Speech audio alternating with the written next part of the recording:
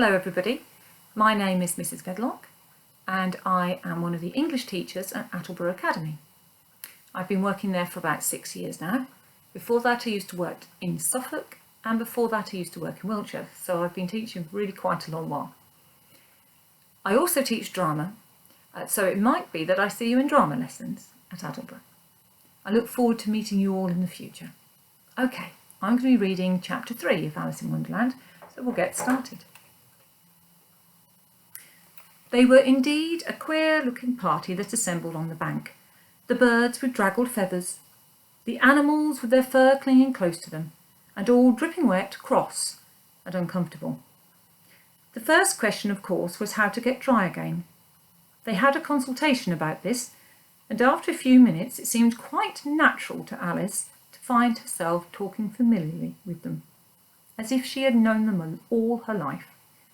Indeed, she had quite a long argument with the lorry, who at last turned sulky and would only say, "I am older than you and must know better." And this Alice would not allow without knowing how old it was, and as the lorry positively refused to tell its age, there was no more to be said. At last the mouse, who seemed to be a person of authority among them, called out, "Sit down, all of you, and listen to me. I'll soon make you dry enough." They all sat down at once in a large ring, with the mouse in the middle. Alice kept her eyes anxiously fixed on it, for she felt sure she would catch a bad cold if she did not get dry very soon.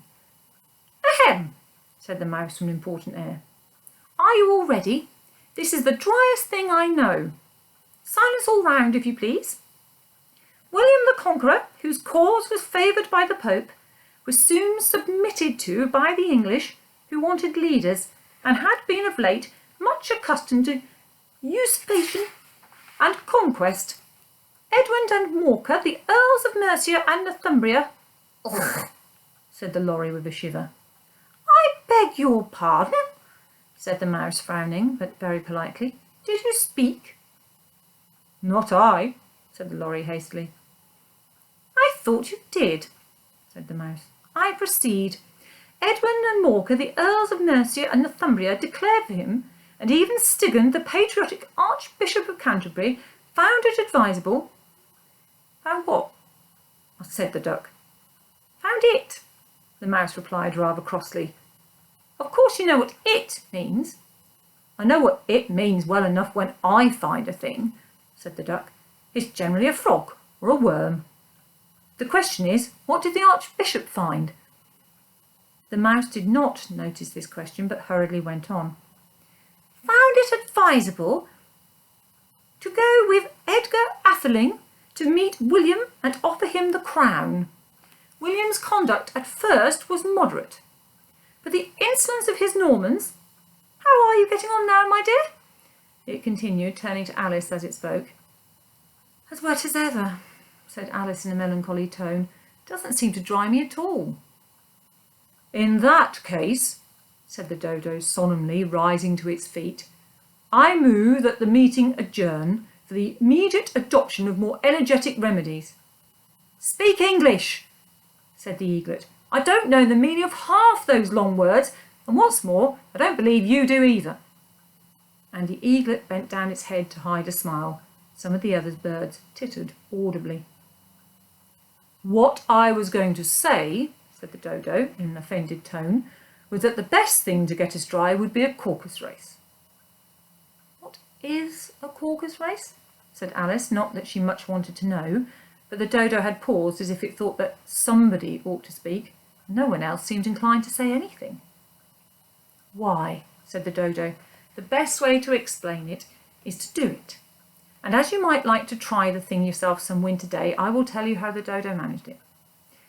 First, it marked out a racecourse in a sort of circle. The exact shape doesn't matter, it said. And then all the party were placed along the course here and there. There was no 1, 2, 3 and away, but they began running when they liked and left off when they liked, so it was not easy to know when the race was over. However, when they had been running half an hour or so and were quite dry again, the dodo suddenly called out, The race is over!" And they all crowded round it, panting and asking, "But who has won?" This question the dodo could not answer without a great deal of thought, and it sat for a long time with one finger pressed upon its forehead, the position in which you usually see Shakespeare in the pictures of him, while the rest waited in silence. At last the dodo said, "Everybody has won, and all must have prizes." "But who is to give the prizes?" quite a chorus of voices asked. "Why, she, of course," said the dodo, pointing to Alice with one finger. And the whole party at once crowded round her, calling out in a confused way, "Prizes! Prizes!" Alice had no idea what to do, and in despair she put her hand in her pocket and pulled out a box of comfits. Luckily the salt water had not got into it, and handed them round as prizes. There was exactly one apiece all round. "But she must have a prize herself, you know," said the mouse. "Of course," the dodo replied very gravely. "What else have you got in your pocket?" he went on, turning to Alice. "Only a thimble," said Alice sadly. "Hand it over here," said the dodo. Then they all crowded round her once more, while the dodo solemnly presented the thimble, saying, "We beg your acceptance of this elegant thimble." And when it had finished this short speech, they all cheered. Alice thought the whole thing very absurd, but they all looked so grave that she did not dare to laugh. And as she could not think of anything to say, she simply bowed and took the thimble, looking as solemn as she could. The next thing was to eat the comfits. This caused some noise and confusion, as the large birds complained they could not taste theirs, and the small ones choked and had to be patted on the back. However, it was over at last, and they sat down again in a ring and begged the mouse to tell them something more. "You promised me to tell your history, you know," said Alice, "and why it is that you hate C and D," she added in a whisper, half afraid that it would be offended again.